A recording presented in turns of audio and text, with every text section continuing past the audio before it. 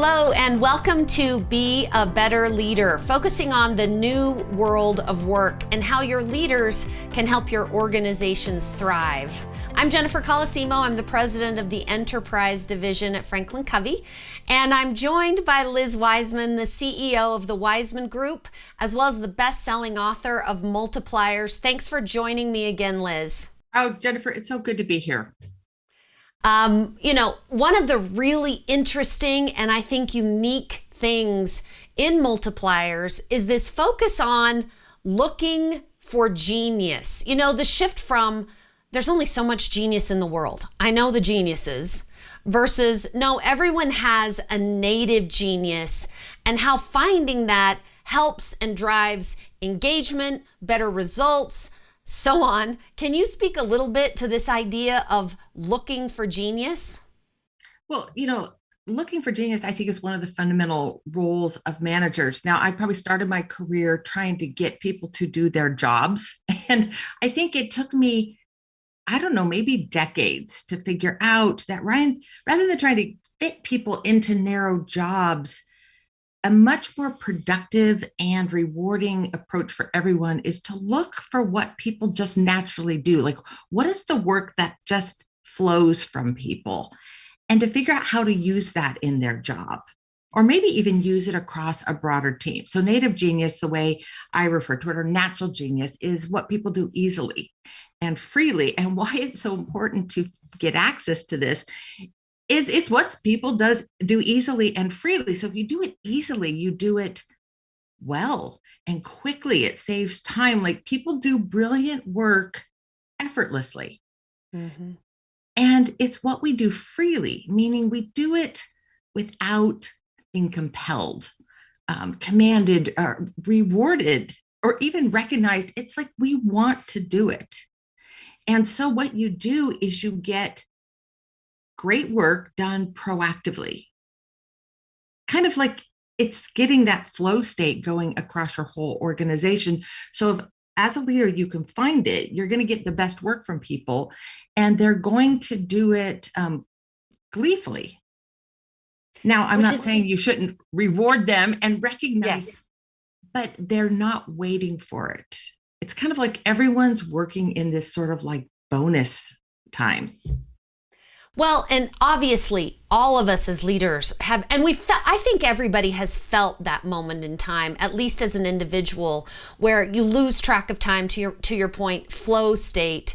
You start to that's how you want to contribute. So what are some practices, some questions, any ideas on how to identify that?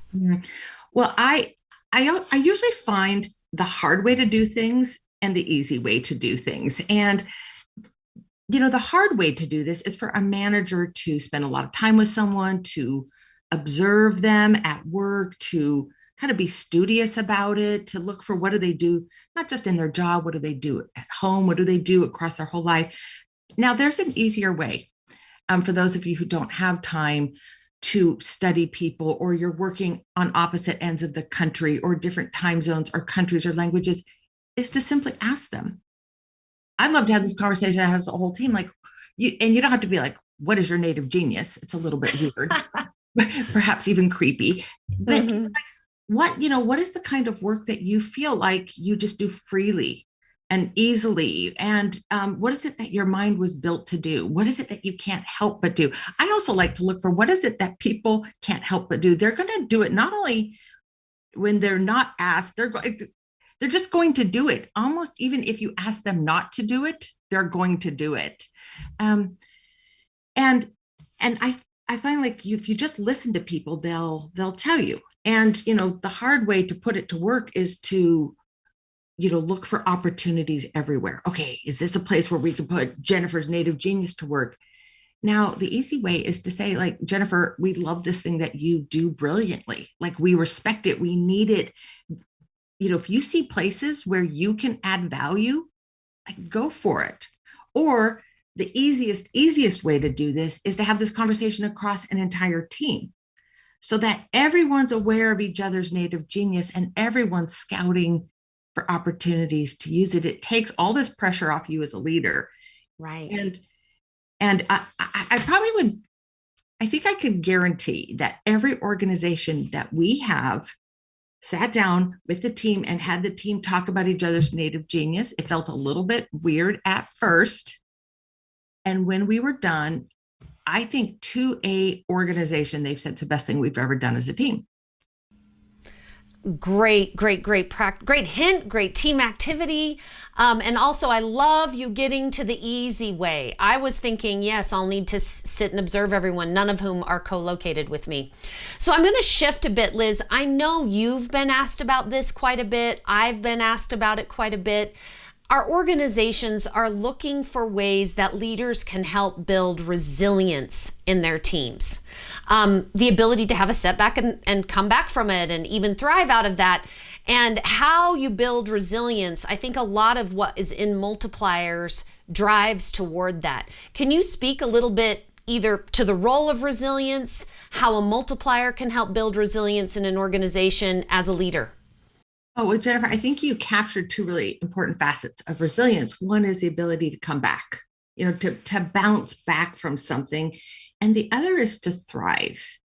And I think they're a little different. So I want to take each piece. I think one of the most important things leaders can do right now is to build a team that can learn individually and learn collectively, particularly when we're leading in times of uncertainty. We're bound to be making mistakes. So how do you create an environment, not that is mistake proof? I think that's a lot of old thinking of leadership. Like, okay, we're going to create an environment where people don't make mistakes. Right now, you need to create an environment where people can come back from mistakes. And, to do this, we need to kind of detoxify this idea that, making a mistake is avoidable, that making a mistake is bad. Helping people build resiliency is really helping people learn, helping people come back from mistakes. Now, there's a little line in multipliers that I see quoted and tweeted a lot. And as I was writing it, I thought nothing of it, but it goes something like this. It's like the highest quality of thinking cannot emerge without learning, and learning cannot happen without mistakes.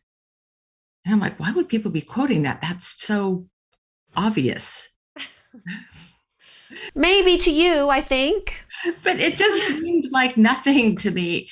But then I think that is what building resilience is about, is like, how do we turn like mistakes into learning and that learning into high quality thinking?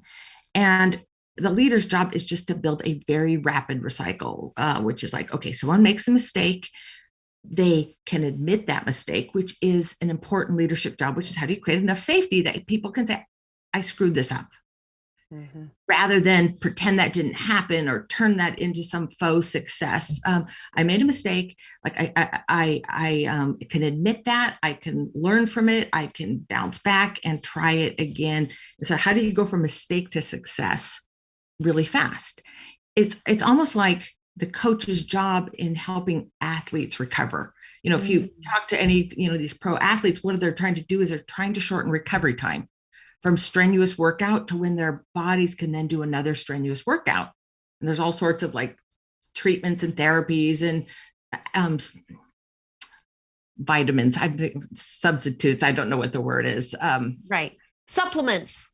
Thank you. Supplements that people can do. And that's what we want to do, is we want to reduce recovery time between you made a mistake, you came back and you found another success. Now, one of the ways that leaders can do this is talk about their own mistakes.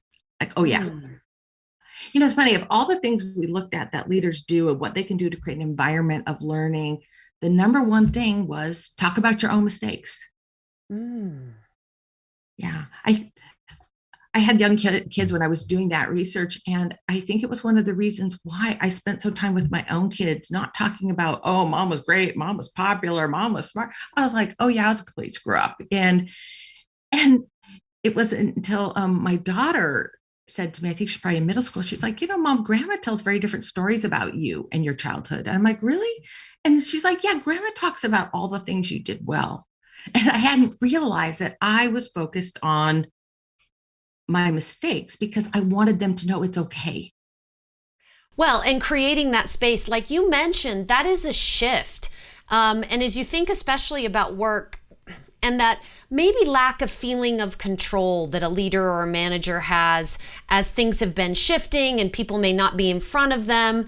One of the shifts is I need to put a lot of pressure to get the best work, to how do I create the space for the bold thinking, the innovative thinking, the ability to create resilience in this group.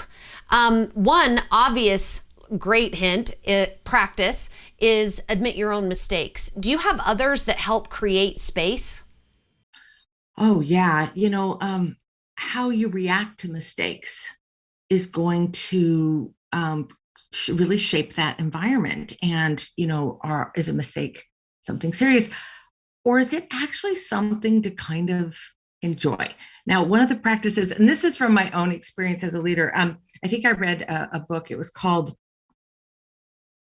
The Double Goal Coach out of Stanford. And I read it at just sort of the right time in my life. And what they talked about is that the best coaches, youth sports coaches, they have routines that allow people to recover from mistakes. They have recovery routines. And I remember something from that book where when somebody really flubbed up, the coach would do this flushing motion, you know what, we're going to flush that right down the toilet, and it's gone.